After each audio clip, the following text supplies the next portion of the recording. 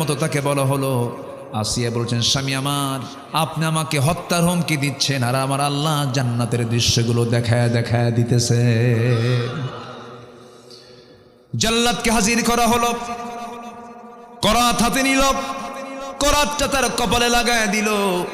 ঠিক সেই সময় তাফসীর এসেছে, সূরা তাহরিমের তাফসীর এসেছে, আসিয়া আলাইহিস সালাতু ওয়াস সালাম সেই সময় ওই সংকটকালে আল্লাহকে বললেন না, তিনি আল্লাহকে একমাত্র সাহায্যকারী হিসেবে তার কাছে চাইতে লাগলেন। সুন্দর করে একটা দোয়া পর্যন্ত তিনি করলেন, যে দোয়াটা আজ থেকে 4000 বছর আগে আসিয়া দোয়া করেছেন। আর সেই আসিয়ার দোয়াটাকে আল্লাহ রাব্বুল আলামিন 1500 বছর আগে কোরআনে কোট করেছেন। জোরে বলে সুবহানাল্লাহ। আসিয়া আলাইহিস সালামের কিতাব কি কোরআন ছিল না তাওরাত ছিল? তাওরাত ছিল। অথচ তাওরাতের অনুসারী একজন মহিলার দোয়াকে আল্লাহ রাব্বুল আলামিন কোরআনে কারীমের মধ্যে কোট করে দিলেন। আল্লাহ রাব্বুল আলামিন তার দোয়াটা হুবহু কপি করে দিয়েছেন।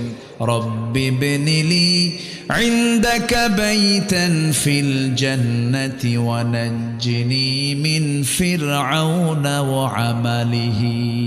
আল্লাহ তুমি আমাকে একটা বানায়া দিবা ঘর। বাইতান বুয়ুতুনের এক বচন হলো বাইতুন, বুয়ুতুন বহু বচন। তিনি একটা মাত্র ঘর চাইলেন, আল্লাহ তুমি আমার জন্য একটা ঘর বানায় দিবা, ইনদাকা তোমার কাছে একটা ঘর বানায় দিবা। আর আমি এমন ঘর চাই, যে ঘরটা হওয়া চাই তোমার কাছে, মানে তোমার ঘরের দেওয়ালের সঙ্গে যেন আমার সেই ঘর, আমার ঘরটা যেন হয়। আর তুমি আমাকে ওয়ানাজ্জিনি মিন ফিরআউনা